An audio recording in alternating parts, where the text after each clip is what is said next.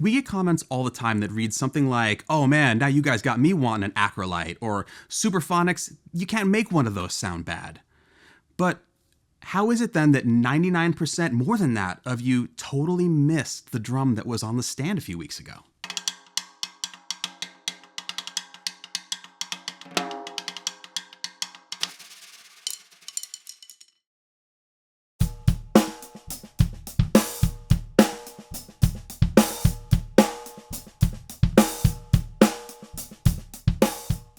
A big part of what really sells a drum and also sets its price point is the idea that it itself is remarkable, and by getting it, you're going to get more remarkable too, like as a player.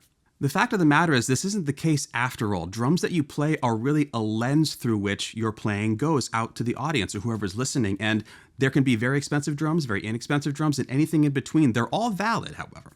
For those of you who may have missed the video that we're referencing, we're talking about this Tama 50th anniversary Bell Brass snare drum. As far as we know, the most expensive drum that we've ever had in the studio here, and we've had the privilege of borrowing it for a little while. It's an incredible instrument. It is full of a lot of beautiful sounds, and it's also, again, very expensive. So then the question becomes, how do you put a price on a sound?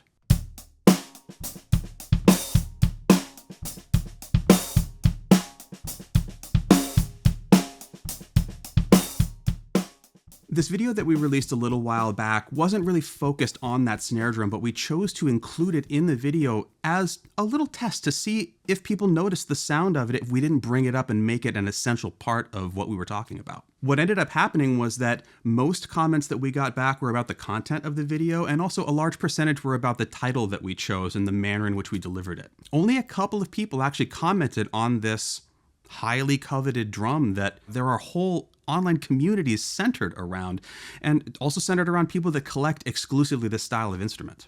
If we had mentioned the drum, it would have become the thing that that video was about. Suddenly it would have been the focus because it is so astronomically unique and so rare and so expensive, and as I said before, coveted in a way where people have associations with it and that they just want to have it.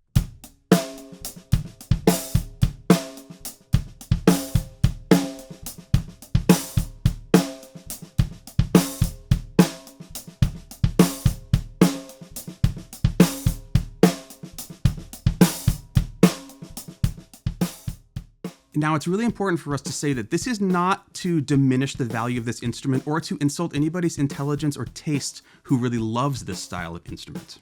The fascinating fact that was bore out by this experiment is that the sound of this drum, while fantastic, wasn't so remarkable that it stuck out to the point where a listener noticed it in the context of a video that wasn't focused on it. It's also really worth noting that, as we always do, we did not do any post-production to the drum. We were doing raw sounds, as we always do on our channel, and most people, unless you've actually been in the room with one of these drums, have probably only heard it with a fair amount of production on a recording, which is a really different experience than striking it in person and hearing the acoustic behavior. You could say this about any style of snare drum, but especially when we're talking about things like a bell brass, these go into music oftentimes that is very aggressive and very loud, and they're meant to cut through a mix and have a tremendous amount of presence, which means you're probably going to be adding some compression and some EQ and notching it in there so that it really speaks through all the guitars and distortion and the rest of it. This means that if we had chosen to do some mixing to it and adding some of those post-production aspects, it might have resembled more of what a listener might have expected when they think of a bell brass, which again would have been deceptive when we're talking about the acoustic behavior of an acoustic instrument.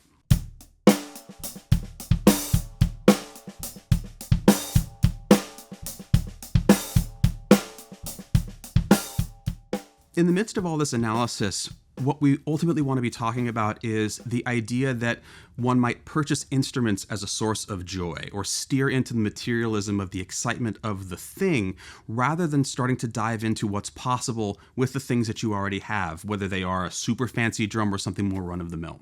The joy of acquisition is a short-lived experience.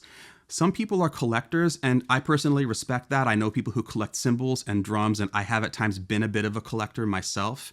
That is a different thing than getting instruments that are for a job necessarily, and both are valid pursuits provided that you're thinking about them honestly and really being honest with yourself.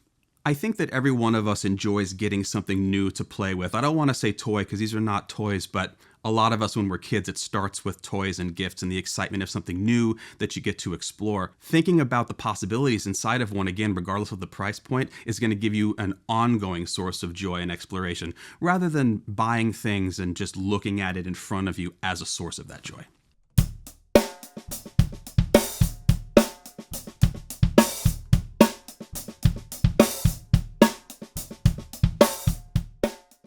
So now that you know what drum we're playing, how do you feel about it? Does it sound remarkable? Does the range of sounds it's capable of sound more whatever than some other drum that you've played? What if we told you that one of those demos was the Bell Brass, and we also included a bunch of other drums that we had around the studio to test the psychoacoustic response of the listener? This is not just some kind of bait and switch where we're trying to mess with the ears of the listener. This was actually a serious experiment to help you understand how you hear things when you are also seeing something. What we did today is I played the snare drum you see before you, the Bell Brass, and then I overdubbed audio of other drums on top of it so that you're seeing the video of the Bell Brass all the time, but you're not hearing the Bell Brass all the time. Before you completely lose your minds and come after us for tricking you, this is not about being tricked. We are not trying to question anybody's intelligence or your ear training or your taste in drum sounds. This is representative of what it's like to hear instruments on the internet.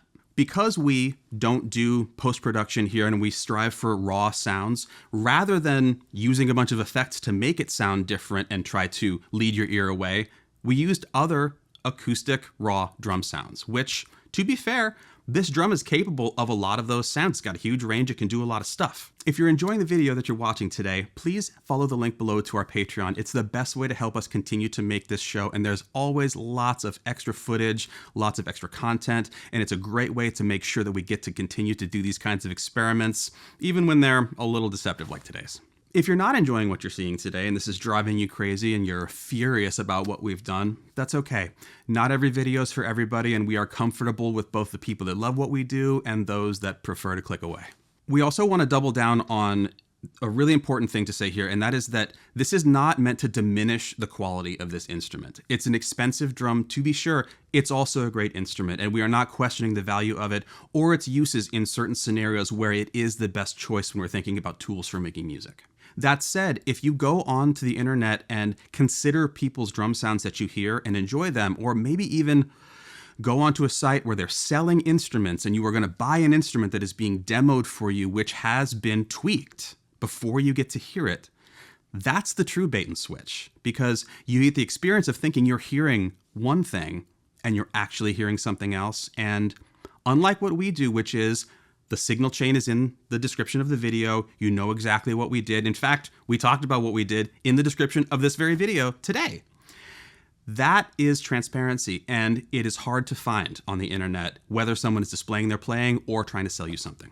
We also really want to drive the point home that we are not saying that our method is the right way or the only way or better than anybody else's. All that we are calling for in this call to action is transparency. If someone's giving you transparency, that adds to the possibility that you can trust what they're saying, the sounds that they're making, and anything else that you're garnering from their presence. Some will choose to do that, and some won't, and it's as simple as that.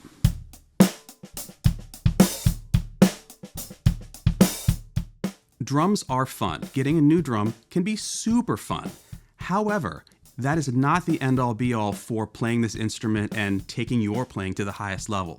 That's why at this channel we strive to give you tools rather than toys to get you to where, whether your drum was $40, $400, or $4,000, you can explore the full breadth of what it's capable of and keep yourself inspired for years to come.